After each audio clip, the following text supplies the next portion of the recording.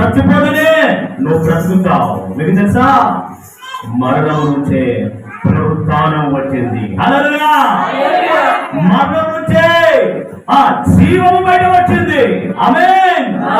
ఎప్పుడైతే మరణించిందో ఆ యొక్క గోధుమ గింజ నెక్స్ట్ కొన్ని రోజులకు జీవం బయట వస్తుంది. ఆమేన్. మొలక బయట వస్తుంది. హల్లెలూయా. యోహాను సువార్త 12వ అధ్యాయము 24వ వచనం. గోధుమ గింజ భూమిలో పడి చావకుండిన ఎడల అది ఒంటిగానే ఊదును, అది చచ్చిన ఎడల విస్తారముగా ఫలించును. ఈరోజు ప్రపంచంలో ప్రతి మనిషికి ఫలించాలని ఆశ ఉంటుంది, విస్తరించాలి అని ఆశ ఉంటుంది. ఆర్థికంగా, ఆధ్యాత్మికముగా, ఉద్యోగంలో, వ్యాపారంలో, శారీరకముగా, అన్ని రంగాల్లో ఆ వ్యక్తికి ఒక వ్యక్తికి ఫలించాలి అని ఆశ ఉంటుంది. ప్రతి ఒక్కరికి ఒక ఆశ ఉంటుంది, నేను ఫలించాలి, నేను అభివృద్ధి చెందాలి, విస్తరించాలి అని చెప్పేసి ఆశ ఉంటుంది. ఎవరు కలిసినా బాగున్నారా అని చెప్పేసి అడుగుతారు, కానీ ఫలించావా అని అడిగారు మొట్టమొదటి మాట. అయితే ఈరోజు నేను ప్రకటించిన ప్రభు మొట్టమొదటిసారిగా మనిషితో అన్న మాట తెలుసా, ఫలించి విస్తరించి అభివృద్ధి పొందాలి. హల్లెలూయా. దేవుడు కోరుకుంటున్నాడు నువ్వు ఫలించాలి.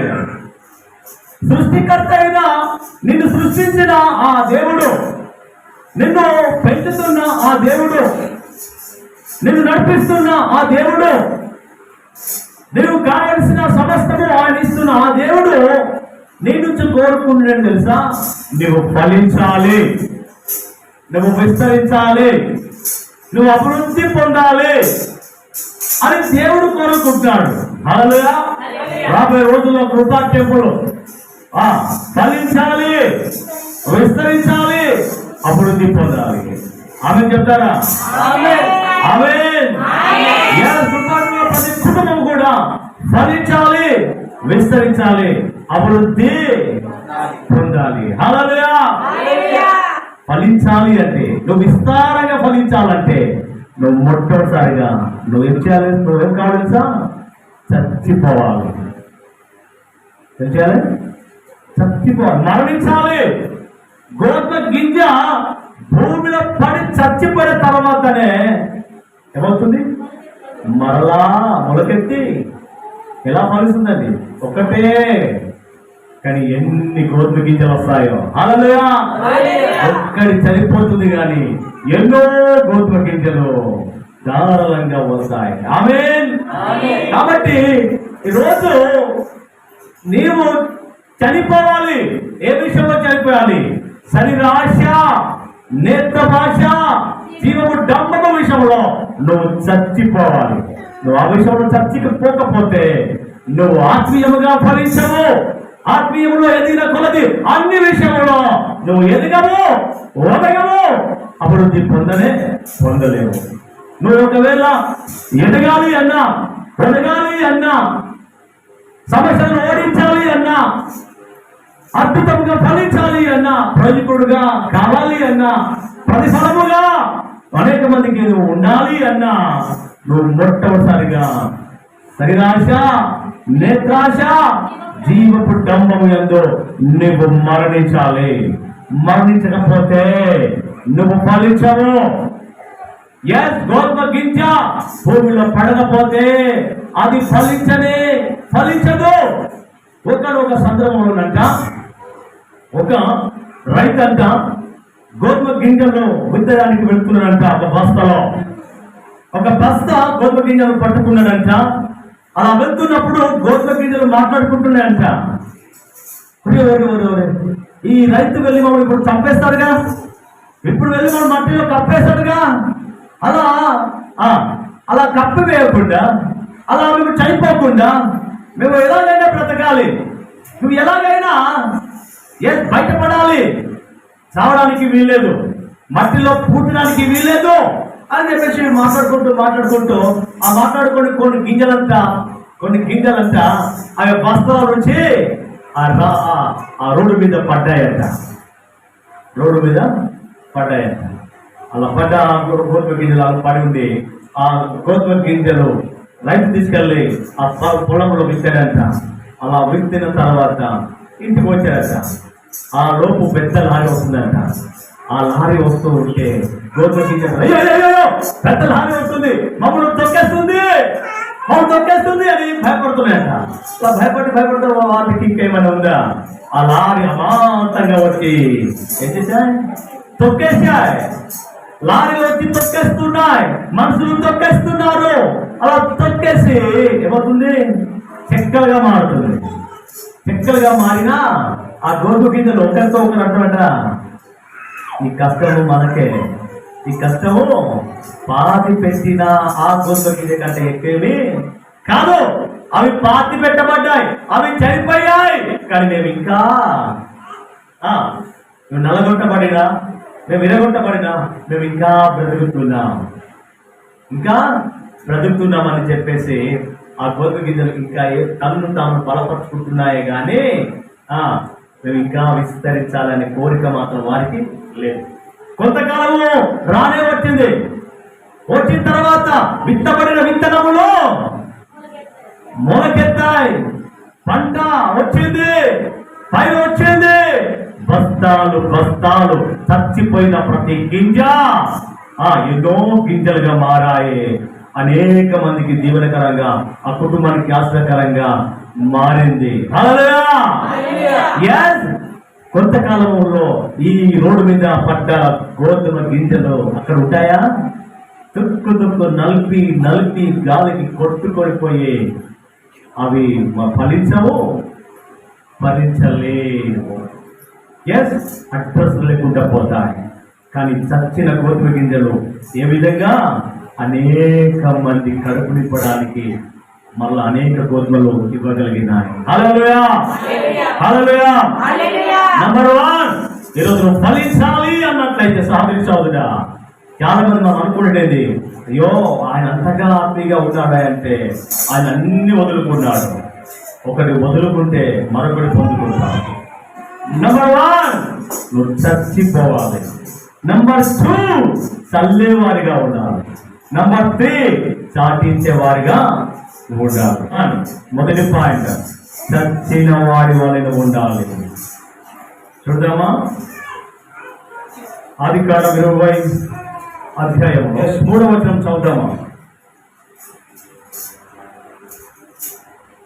అయినను రాత్రి వేళ దేవుడు స్వప్నమందు అబీమెలెకు నొద్దకు వచ్చి, నీవు నీ ఇంట చేర్చుకున్న స్త్రీ ఒక పురుషునికి భార్య గనుక ఆమె నిమిత్తము నీవు చచ్చిన వాడవు సుమి.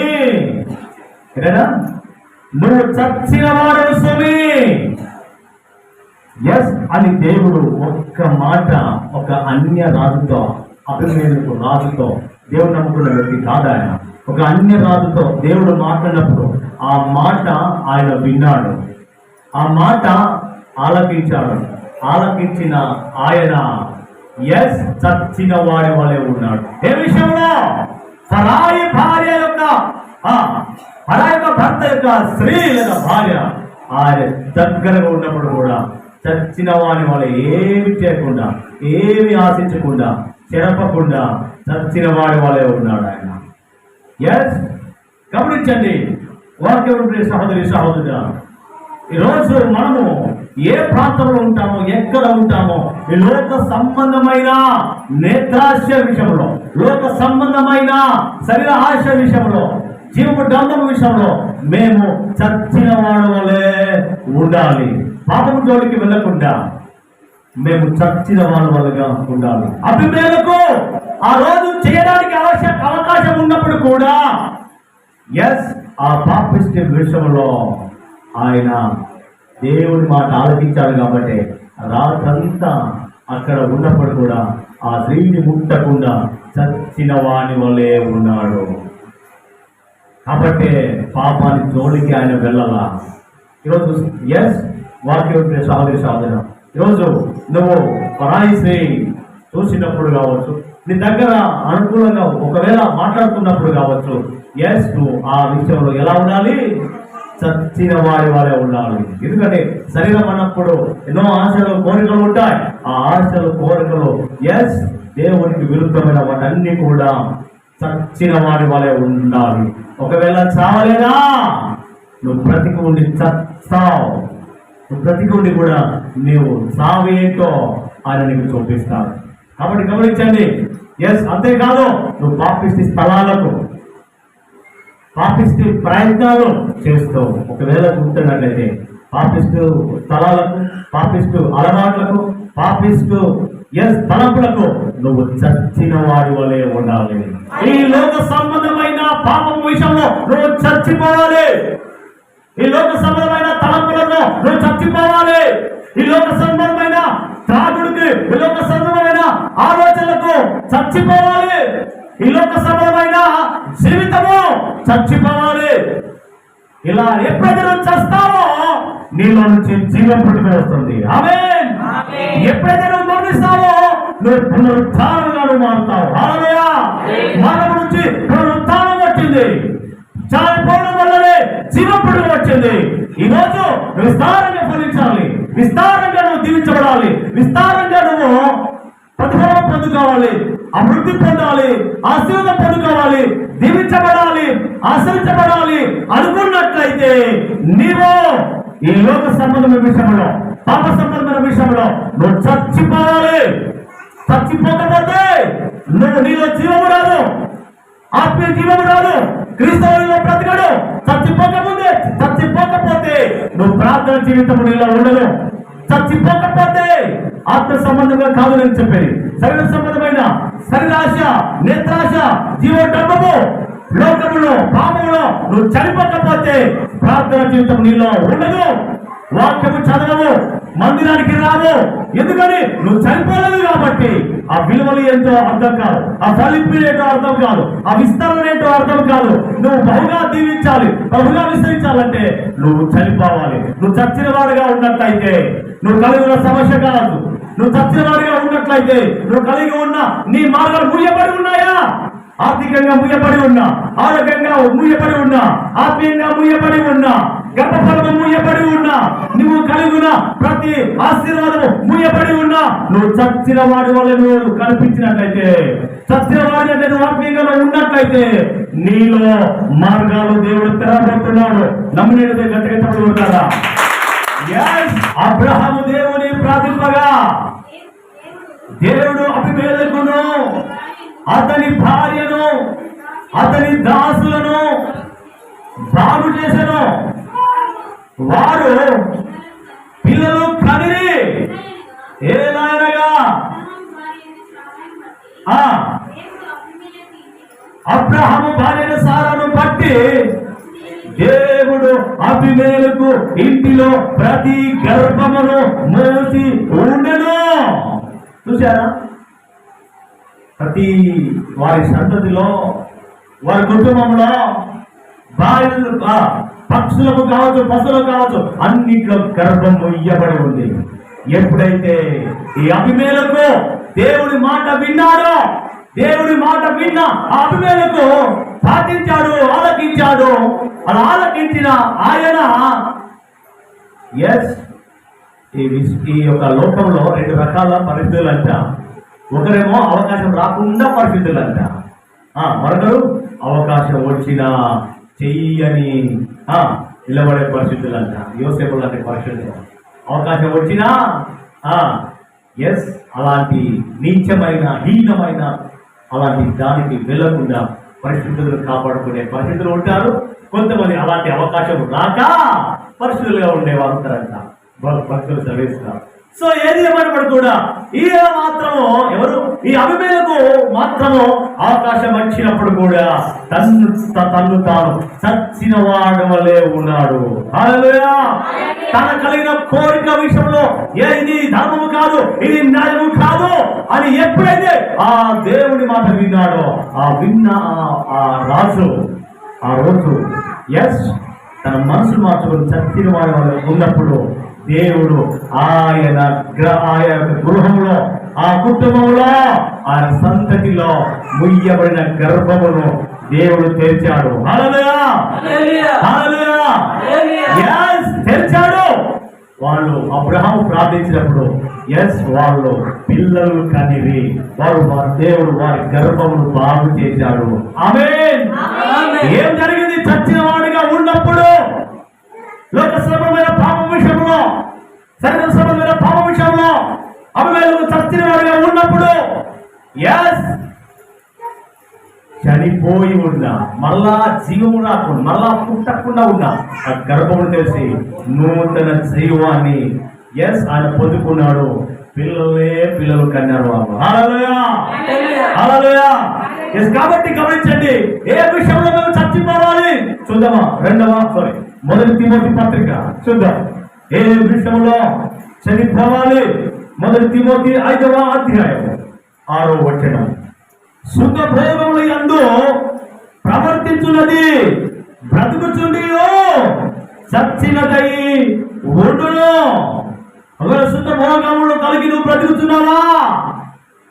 నువ్వు ప్రతి ఉంది కూడా నువ్వు చచ్చిన వాడే సుమి, నువ్వు చచ్చిన వాడిగా ఉంటావు. ఏంటా సుఖభోగం? 8 గంటలు నిద్రపోవాలి. 8 గంటల కంటే ఎక్కువ నిద్రపోయావా? సుఖభోగం. రైట్. నువ్వు ఎంత తినాలి? 3 పూటలు తినాలి. 3 పూటలు ఒకవేళ తిన్నా కూడా మళ్ళా ఎక్కువ తిని నీ సుఖానికి ఒకవేళ అలవాటైనా అనుకో, బైబిల్ చెప్పింది నువ్వు కష్టపడేది నువ్వు తినబోతాడు. ఎక్కువసార్లు నువ్వు తిని సుఖభోగాలు అనుభవిస్తున్నావా? డబ్బులు కలిగి, ఉద్యోగమును కలిగి, నువ్వు కలిగి ఉన్న ఆరోగ్యమును, నువ్వు కలిగి ఉన్న జ్ఞానమును, నువ్వు కలిగి ఉన్న ఆస్తిని కలిగి ఒకవేళ సుఖభోగము కలిగినట్లయితే నువ్వు ప్రతి ఉండి కూడా చచ్చిన వాడుగా ఉంటావు. రోమపత్రిక 6వ అధ్యాయం 5వ వచనం చదువుతున్నాను, జాగ్రత్త వినండి. మరియు ఆయన మరణం యొక్క సదృశ్యమందు ఆయనతో ఐక్యము గలవారమైన ఎడల, ఆయనతో కలిసి జీవించాలి అనుకున్నట్లయితే, ఆయనతో ఐక్యంగా నువ్వు జీవించాలి. ఎవరితో? సాక్షాత్తు సృష్టికర్త అయిన దేవుడు సాక్షాత్గా నీ కొరకు నా కొరకు ప్రాణం పెట్టిన ఆ క్రీస్తుతో నువ్వు ఐక్యముగా కలిసి జీవించాలి అని నీ ఉద్దేశం ఉన్నట్లయితే ఏం చేయాలి? ఐక్యము గలవారమైన ఎడల ఆయన పునరుత్థానముగా సదృశ్యములను ఆయనతో ఐక్యము గలవారమై యుద్ధము. ఆమేన్. మరణము యొక్క సాదృశ్యంలో మనం ఉన్నట్లయితే, ఆయన మరణించాడు, ఆయన చనిపోయాడు, ఆయన చనిపోయే దాంట్లో మనము కూడా చచ్చిపోయే వారంగా ఉన్నట్లయితే ప్రభువైన యేసుక్రీస్తు అదే మరణంలో చచ్చిపోయేవాడిగా ఉన్నాడైతే క్రీస్తు మళ్ళా తిరిగి లేచి ఉన్నాడు. ఆ తిరిగి లేచిన పునరుత్థానం కూడా నీవు సాదృశ్యంగా ఆయనతో పాటు ఐక్యంగా ఉండబడతావు. హల్లెలూయా. అనగా నువ్వు చచ్చిపోయినట్లయితే, పాపం విషయంలో చచ్చిపోయినట్లయితే, ఈ లోక విషయంలో చచ్చిపోయినట్లయితే, శరీర ఆశ, నేత్ర ఆశ, నీవు విషయంలో చచ్చిపోయినట్లయితే, నువ్వు క్రీస్తు యొక్క మరణంలో నువ్వు భాగస్థంగా ఉన్నట్లయితే, ఆ సాదృశ్యంలో నువ్వు ఉన్నట్లయితే, అదే రీతిగా మరణంలో యేసు యొక్క ఐక్యతలో నువ్వు ఉన్నట్లయితే, మరణంలో క్రీస్తు చచ్చేవాడే నువ్వు ఉన్నట్లయితే, పునరుత్థానంలో కూడా ఆయనతో పాటు నీవు లేచేవాడిగా, పునరుత్థానం కలిగేవాడిగా, ఆయనతో పాటు కలిసి జీవించేవాడిగా ఉంటావు. అందులో సందేహము లేనేలేదు. ఆదికాండము 22వ అధ్యాయము 16-17వ వచనం. 2వ పాయింట్ ఏంటంటే చల్లేవారిగా ఉండాలి. ఇక్కడ చూడ, ఒక వ్యక్తి అబ్రహామును పిలిచి ఇట్లా, నీకు ఒకడే అయ్యున్నా నీ కుమారుని వెనుక తీయక ఈ కార్యము చేసినందున. ఏ కార్యము? ఒకే ఒక కుమారుని వెనుక తీయ నందున, ఈ కార్యము చేసినందున నేను నిన్ను ఆశీర్వదించి ఆకాశ నక్షత్రములను సముద్ర తీరముయందు ఇసుకలను సంతానము నిత్యముగా విస్తరింపజేసెదను. హల్లెలూయా. విస్తరించబడ్డాడు అబ్రహాం. అద్భుతంగా ఫలించాడు అబ్రహాం. గమనించండి, అబ్రహాంకు లేక 100 సంవత్సరాలకు ఒక కొడుకు పుడితే ఆ కొడుకును ఒకే ఒక కొడుకును దేవుడు అడిగాడు. ఏమడిగాడు? దేవుని అడిగాడు. ఇవ్వడానికి ఇద్దరు లేరు, ఇవ్వడానికి ముగ్గురు. అయ్యా ఒకే ఒక కుమారుడు కదా, ఇంకో వాడు ఇస్తే వాడికి ఇస్తా కదా, ఇంకో ఇద్దరు ఇస్తా, కానీ వీరు మాత్రం ఇవ్వ అని చెప్పేసి మనం అంటాం. నిజంగా మీ కొడుకు నాకు ఇవ్వండి ఇస్తారు మీరు? ఇంకా దమ్ము ధైర్యంగా ఉండదు. ఆనకు నవ్వుతున్నాడు. ఇవ్వగలగాలి. అబ్రహాంతో దేవుడు మాట్లాడాడు. అబ్రహాంతో లేనప్పుడు దేవుడు ఇచ్చాడు. ఇచ్చిందా? ఇచ్చింది ఒక్కటే, ఒక్కటే. మళ్ళా దేవుడు అడిగాడు అబ్రహామును. దేవుడు అడిగాడు. ఏమడిగాడు? తన కుమారుని అడిగాడు. అడిగినప్పుడు మరలా నమ్మకముగా నాకు దేవుడు ఇచ్చాడు, మళ్ళా దేవుడికి ఇస్తున్నాడు అని చెప్పేసి బాధపడ్డా, రాజీపడ్డా, సిద్ధపడ్డాడు. ఇవ్వడానికి ముందుకెళ్ళాడు. వెనుక తీయలా, ఇవ్వడానికి వెనుక తీయలా, దేవుడికి ఇవ్వడానికి వెనుక తీయలా.